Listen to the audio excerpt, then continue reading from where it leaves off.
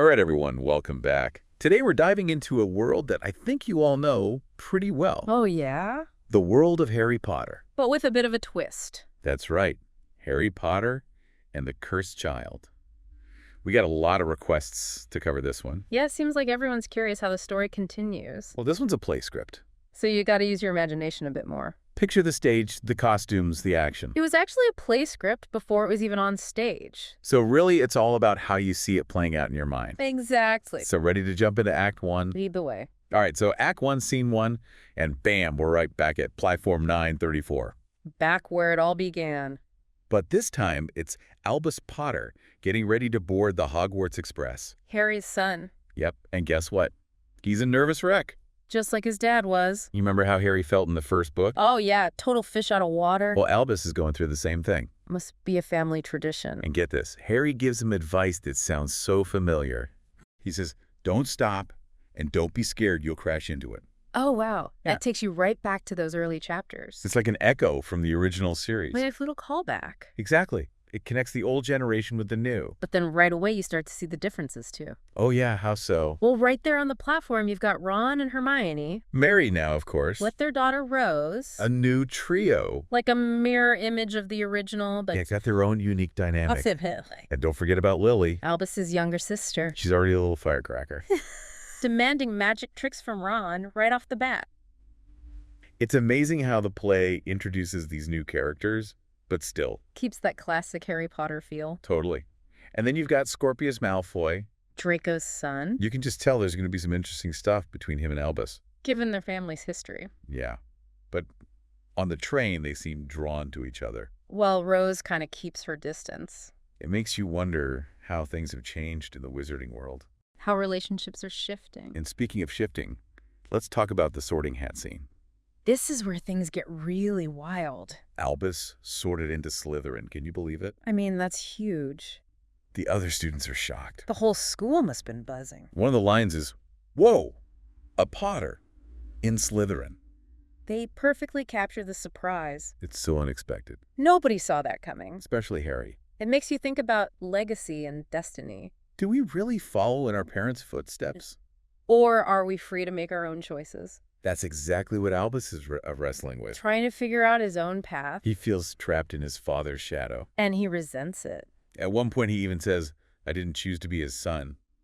Ouch, that's gotta sting. You can see the tension building between them. It's a classic father-son conflict. But there's also something else going on with Harry. What do you mean? Those nightmares he's having his scar hurting again. It's like the darkness from his past is trying to creep back in. Adds a layer of mystery and suspense. And then there's this new character, Delphi. Amos Diggory's caretaker. There's something about her. Something a bit off. Yeah, her interest in Albus is a little... creepy. Yeah, you could say that. A lot of unknowns surrounding her. Speaking of unknowns, Albus and Scorpius decide to take matters into their own hands. What are they up to? They steal a time turner. Whoa! Are you serious? Yep, they're gonna mess with the past. It can't be good. Their first attempt at time travel lands them right in the middle of the Triwizard Tournament. Oh, man, talk about chaos. Actually pretty funny in a way. How so? Their encounter with the Trolley Witch is hilarious. Oh, yeah, she's got that dry wit. It's a reminder that even in a serious story, you can still have some... lighthearted moments. Exactly. But underneath the humor, it highlights how reckless they're being. Meddling with time like that. They have no idea what the consequences could be. And boy, do those consequences start to show up. Every change they make has a ripple effect. Creating all these alternate realities. Where things are drastically different. Some of them are really dark. Like Voldemort winning, Harry being dead. It shows just how high the stakes are. How delicate the balance of time really is. And then there's Delphi. Her true identity comes out. And it's a shocker. Brace yourself. She's Voldemort's daughter. What? Seriously? Yep. I didn't see that coming. Suddenly, everything about her makes sense. Her interest in Albus, her knowledge of the time turner. It all clicks into place. So what's her plan? World domination? Well, it's pretty much what you'd expect from Voldemort's heir. Let me guess. Bring back the Dark Lord? Bingo! Classic good versus evil. But there's a twist this time. What do you mean? Delphi isn't just some power-hungry villain. There's more to her. She's also driven by this longing for her father she never knew. That adds a whole other dimension to her character. Makes you wonder if things could have been different for her. If she had a different upbringing, The play really makes you think about the nature of good and evil. and how our past shapes who we become. Then there's this epic final showdown.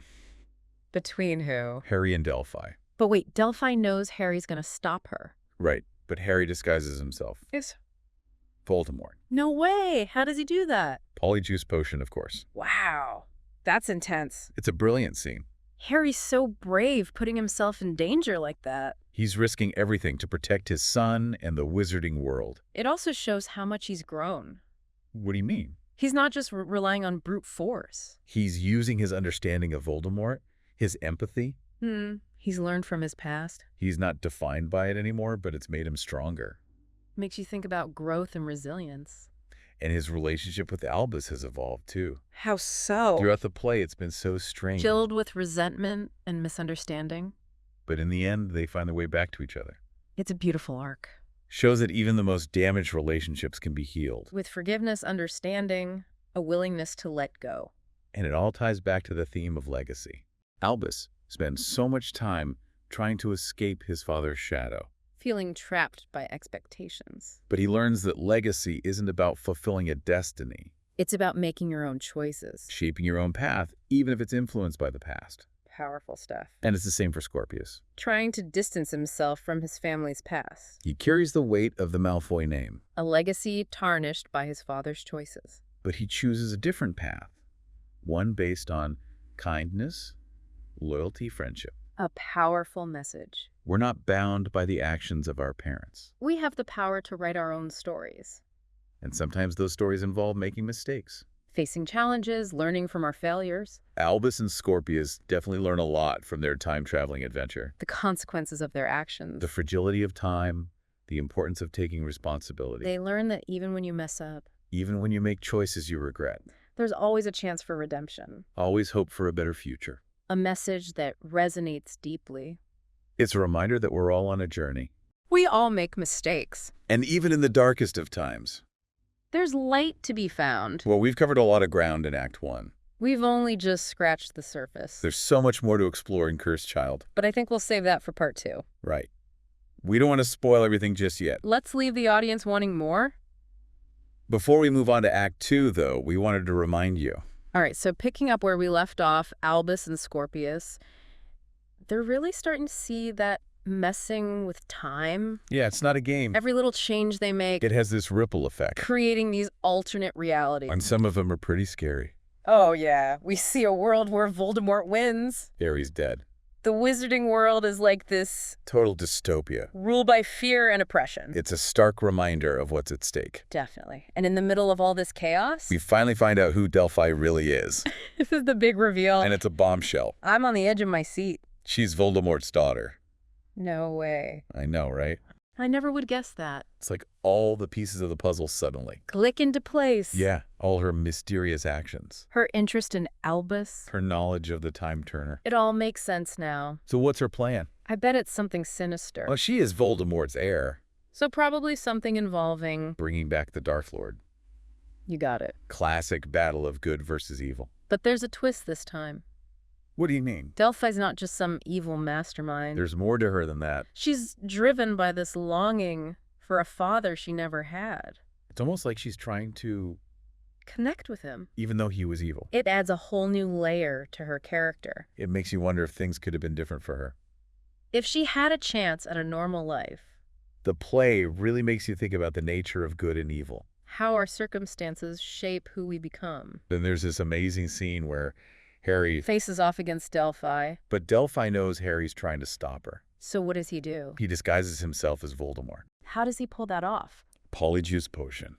Genius. Talk about intense. Harry's really putting it all on the line. To protect his son and the wizarding world. It's such a powerful moment. It shows how much Harry has learned from his past. He's not just relying on brute force anymore. He's using his understanding of Voldemort. His empathy. To outsmart her. He's not defined by his past, but it's made him stronger.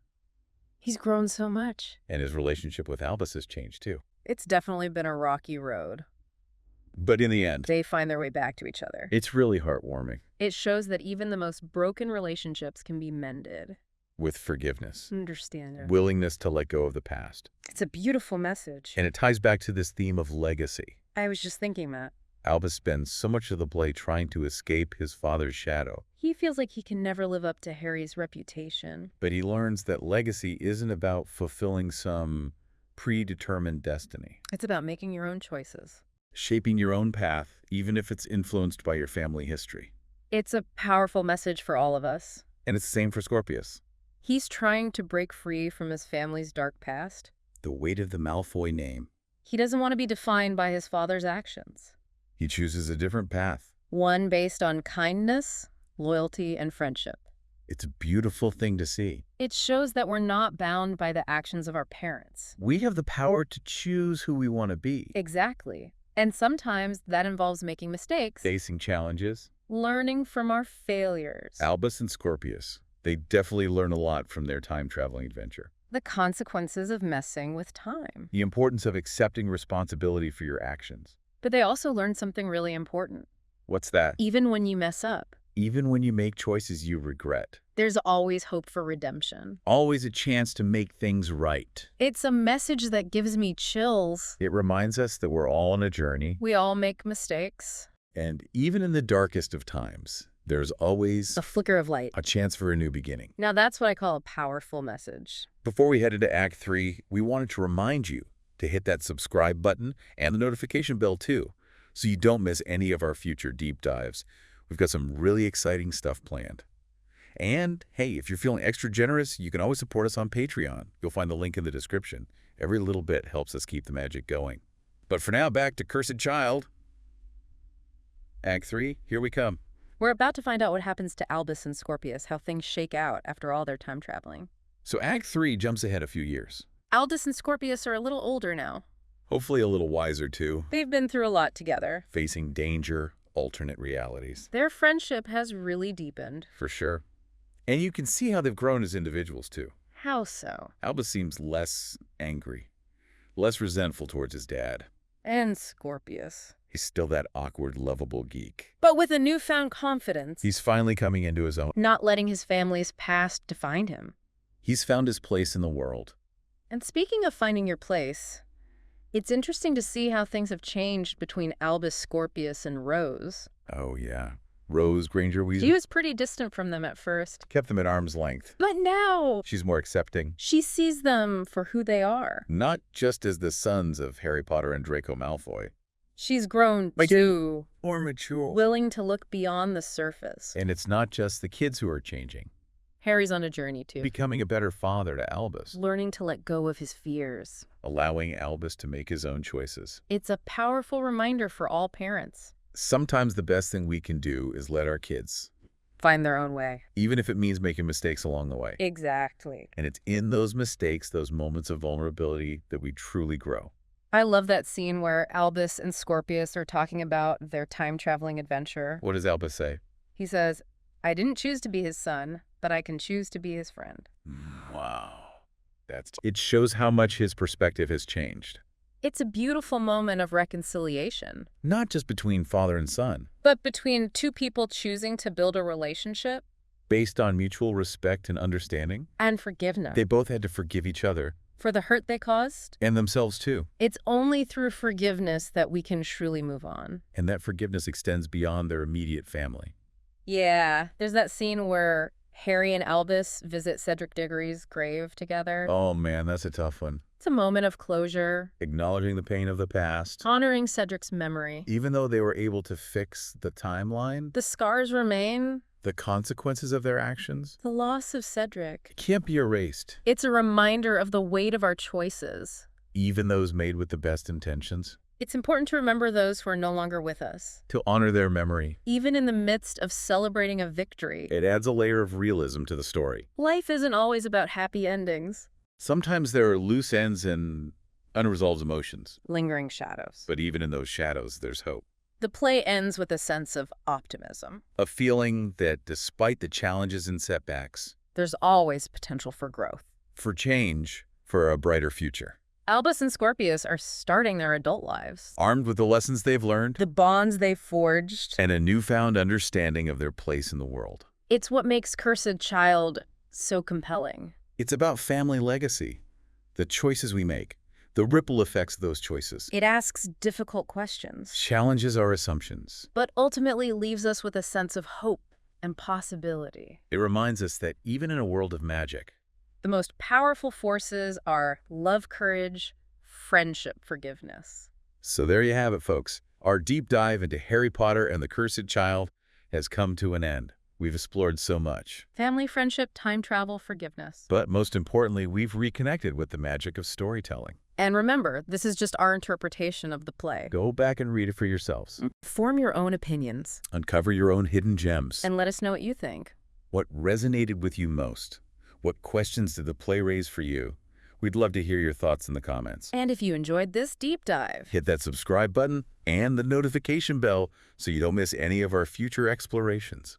we've got some amazing topics lined up. And if you're feeling extra magical, consider supporting us on Patreon. The link is in the description. Every bit helps us keep creating content like this, and we truly appreciate your support. Until next time, keep exploring, keep learning, and keep the magic alive.